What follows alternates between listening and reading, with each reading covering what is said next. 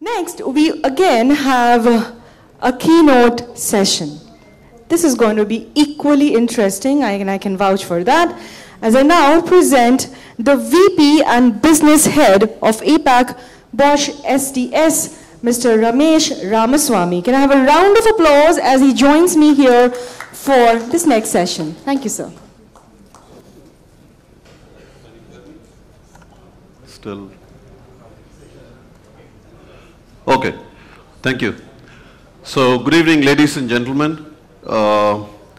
It's very rare that at 7:30 in the evening I deliver a talk. It's never happened before. When Khalida invited me for the event, I asked him, are you sure that 6 o'clock is a good time? People leave by then. The original time was 6, to let you know. And then he said, no, in Dhaka, people are very interested. Whatever be the time is flexible. The interest is quite fixed. So I appreciate that. 70% of the audience still is in the room. And the interesting part is, and I'm just a session before Women in Technology, so it's very important that I keep up to the time as much as possible. Time permits, we'll have probably a question or two. We'll also keep it quite interesting during the session itself. So without much ado, let me say that this is a very intriguing session because people don't associate Bosch with a name like this, right? It's known to be in automotive, it's a German major, etc. So let's start with that intrigue. I would allow that to remain and go to the end and explain why we are here. And in the process might be very clear for you as we go on. Let me start with the theme. The theme of this whole thing is, sustainable disruption. On the face of it, it's an oxymoron. How can you be sustainable and how can you be disruptive at the same time, right? Let me say that, and you can interpret it in different ways. The way we interpret is like this. You can't be, in today's state, sustainable without being disruptive. Disruptive in terms of sustainability itself. Because if you are not going to be sustainable and adopt sustainability, you will be disrupted. That's how we look at it.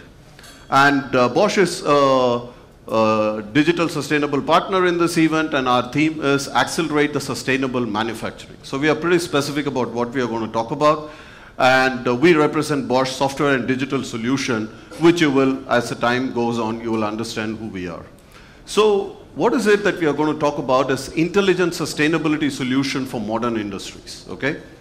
Now, before we proceed on the details of this slide, just to understand, it's open to the audience. How many of you have heard the buzzword sustainability really pick up space?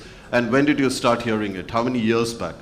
2 years, 4 years, 7 years, take a guess. When did you really start hearing sustainability beyond the political discussions and UN discussions down to the corporate level? Any idea? Sorry? 5, 6 years? Fair enough. Even now corporates do sustainability now because they don't think they have a choice. They think it's a good to go. For us, it was never the case. For Bosch, sustainability really started as a corporate achievement with results way back in 2007. We put a goal in 2007 that by 2022 we'll be carbon neutral. And we achieved that 2 years prior to that timeline. 2020, we became carbon neutral. 85% of the carbon neutrality we achieved on the ground by doing climate action, by doing material flow, by doing diversity, and by doing health and occupation. And finally, the last 15%, we bought the carbon credits. So we are essentially talking scope 1 and scope 2, which is basically within the plant. So if you really see, climate action is SDG, Sustainability Development Goal 13. This gave us the maximum benefit, followed by health of the workers and the work-life balance. Human rights is Sustainability 5 and 10. Water, extremely important, and we recognize that it's going to become far more important than even oil. And we started doing the sustainability of water in all our production way back in 2011, 2012 onwards, and that's SDG 6. Circular economy was not a buzzword for us.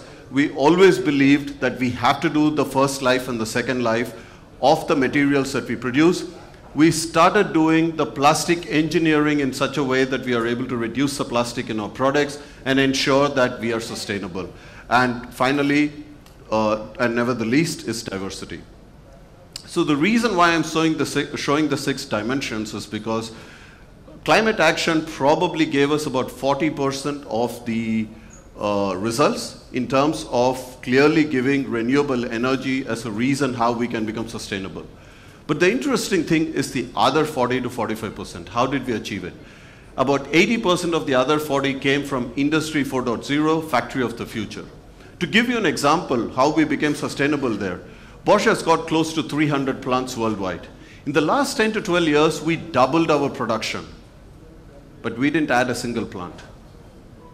We added a plant only when it was in a new area.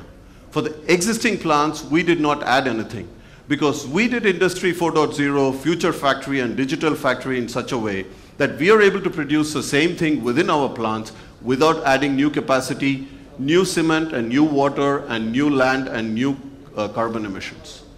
And that itself gave us a huge benefit. So Industry 4.0 is not often well understood, but it gives 30 to 40% of the sustainability for any organization. So having said this, we just go and have one look at where the sustainability development goals are, which you see right at the top.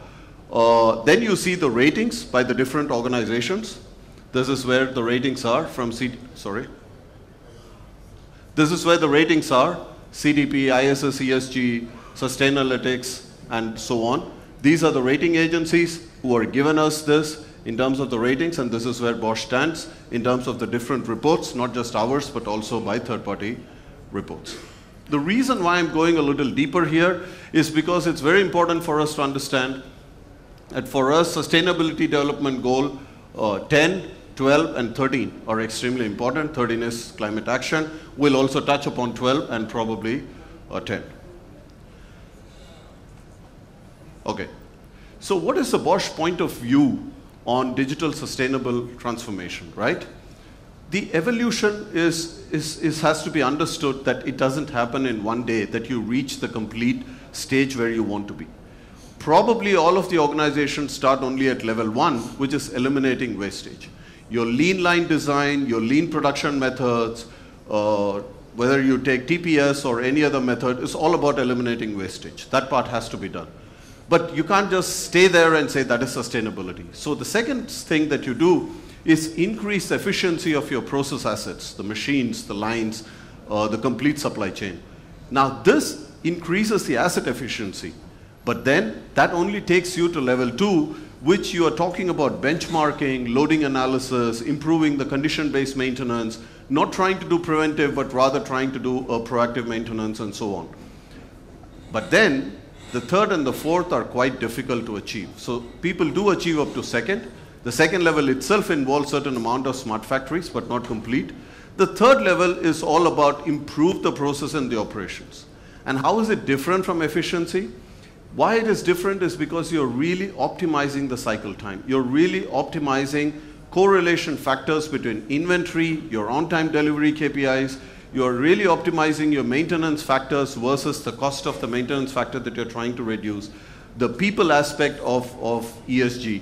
This is where exactly you're improving the process and operations, including the ramp up and the ramp down strategies without causing carbon credits. And then you go to an optimized production plan, which is where you're talking about multiple things at the production line as well as in the supply chain. And last but never the least is effective production and sourcing. So reaching these 5 levels, so to say, involves 3 layers, or rather 3 levers. One is digital, the second is analytics, and the third is definitely AI. And today we are seeing that by adopting Gen AI already in certain measures, we are seeing the benefits. Are we there? No, not yet. Gen AI as a large language model we have been using for the last 2 to 3 years, but we are still perfecting that. The first and the digital and the second analytics and ML has given us that benefit. But all of this is the digital effort and the process effort. Is this sufficient to take us there? No, because what we have realized is that there is a fair amount of supply side sustainability that we need to do to be effective on the demand side. So whatever we are showing here is partially on the supply side and partially on the demand side. So when I talk about asset efficiency, we are talking about putting the right utility to generate the right kind of energy. You can always put the wrong utility to generate the energy, but then you're not going to be sustainable. And then replacing that in a greenfield plant is far more difficult once you've set it up. So brownfield projects are far more difficult in that sense than greenfield projects. So when you really talk about an aspect of Gen AI, which I mentioned, we are talking about energy planning and sourcing. Gen AI is used. We have brought in about 15% energy cost optimization here, anticipating the kind of energy that you would need for your supply chain demand and how you are going to be optimizing. Number two, operations of the critical assets. Critical assets always follow almost a Pareto principle of 80-20. 80% of it really causes a lot more of usage, and they need to be curtailed and they need to be optimized first. Then we are talking about production planning. Production planning itself is an age-old topic. There is nothing new there. But what makes it different now is that when you do a digital smart factory and you have a write back or a feedback loop back function from the digital factory back to your detailed planning function is when you really optimize. If you do digital in a silo and you do planning in another silo, you really don't see the benefit of a optimized production planning happening. Then we are talking about predictive maintenance, which the cost reduction of maintenance as well as avoiding the plant downtime reduction itself gives anywhere from 15 to 20% of your weightage. And then you need somebody to advise for energy and resource utilization in terms of process efficiency. It's a continuous activity. It doesn't end there. So we are really talking about those levers when it comes to using AI. Now, being, of course, Bangladesh, we are very keen to showcase to you one of the case studies that we did for a textile organization. And this I'm talking approximately 4 years back. This company, like any textile operation, it's a denim manufacturer. They use energy, steam, they have the same process of raw material to yarn, to dyeing, to weaving, finishing, of course, quality check, and then the denim fabric. The key point here is they use electricity, which is coming from coal, they use natural gas, they use boiler systems, and they use compressed air systems. What is the solution we provided? Here we provided a digital solution. It's an analytics improvement that we did. And we were able to very tangibly show a benefit of $1.4 million, which was measured over 1 year before they announced it to the press that they have been able to save this. So this is a very tangible energy improvement. And where did we do it? In the coal and the steam process in terms of the productivity savings. Now, our capability rides in beverages, in chemical industries, in food industries, energy supplies, building and public facilities, manufacturing industries, and pharma. The reason why I'm going all of them is because when it comes to the hardware, when it comes to the right boilers, the right chillers, Bosch sets up a turnkey solution of setting up the utility for it, the complete boiler chiller, the engineering of it, whether it be steam optimization, whether it be the waste recovery, whether it be the HVAC efficiencies using digital, and integrated heating and cooling stations. We don't think that just doing a digital will give you the magic or just doing the hardware will give you the magic, because it needs to have the data that comes from the hardware that we set up in an energy efficient way. The data goes to SCADA systems, from there it goes to digital platforms. Now the question that might arise is to a lot of CIOs, where do I figure in all this, right? It's quite possible that you might think that you are not in the picture, but very much you are. The CIOs really can make a difference here simply because they are expected to do far more digital and far more operational technology work than they think they can. So it's very important for them to understand that they can be the catalyst to take the organizations towards sustainability by going to the facility heads, the utility heads, the production heads, and talking about how the hardware that they need to use should have suitable partners, subsequently using the data and the AI on the data to give the benefit to the organization. These are some of the examples of CAPEX technology that we've used with digital platforms for energy saving. If you see, there is a lot of hardware here that is required for any plant, any factory, in any of the domains that we talked about. Essentially, in the process industries that we mentioned, because they are energy guzzlers. And we are pretty clear that we will have to do this entire end-to-end solution, which very few organizations can do to the scale that we have already done, and we have been doing it for customers. Now, the other aspect is bringing in renewable energy. We talked about photovoltaic, we used to and we still do. Of course, Bosch is also into doing hydrogen-related technology. in the next 1 to 2 years, you will see far more hydrogen fuel being used, even for the plant-related utility setups. If at all you thought that we are new to Bangladesh, we are not. These are the logos that we have done in this country already a few years back. Some of them are multinational logos, some of them are local, but we have already done this in Bangladesh. For sure, we took a little bit of a break, but we are back now. And we offer this to customers in this region, in this country, because they clearly see that, sustainability is not a consulting company without taking names who just does consulting. Somebody else does an ESG audit, and after that they're wondering where to start. We really come in there because we know where to start, how to do the complete thermal engineering, utility engineering for the plant on the supply side, and Industry 4.0 and digital factory on the demand side to bring about the difference. So our Industry 4.0, we are both leading provider and lead user. So we are not those organizations that are here to sell our solutions. It's not our products in the digital world. We give a solution based on what is applicable in the market and what suits the customer. And we have approximately 280 to 300 plants where we have already done Industry 4.0. Just to give you a perspective, Bosch has 4 lighthouse factories across the world, which is certified by World Economic Forum. And all of those plants, of course, are I4.0 enabled completely. These are the typical KPI improvements as a provider and as a user as well. These are the improvements that we have done. If you see, energy cost reduction is up there, but so are the other things like asset life, utility increase, and so on. And on the provider side, we have ensured that OEE has been increased by 10% across the world, and we are talking about first pass quality itself going up to 8%. So the very fact that your OEE and first pass qualities have gone up means that you have reduced the rework according to that level. And that itself adds to your sustainability index and others. So from a digital sustainability angle, if you really look at data and applied sciences, we are talking about first is generation of data from the right-hand side. We are yeah, this way, yes, your right-hand side. So we are talking about generation.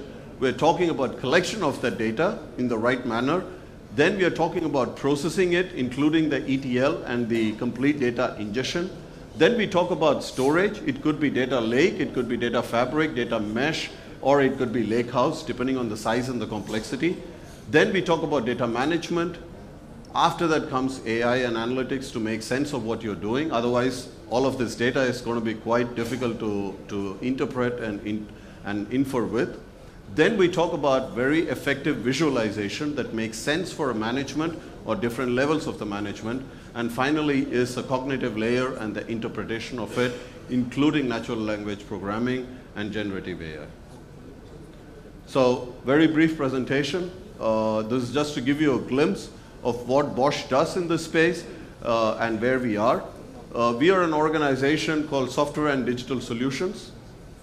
We are part of Bosch that works only with outside customers, of course taking all the learnings from where Bosch is. Bosch is into automotive, industrial technology, and consumer products. But having said that, we also are very pioneering in terms of digital and end-to-end solutions on the sustainability space, and that's what we go to the market with to work with customers. And we are spread in ASEAN, India, SAARC countries, of course in EU, in North America, and Japan. So that's, and Middle East. So this is a brief of a geographical spread of software and digital solutions. But having said that, we work on the cutting edge technologies and end-to-end solutions.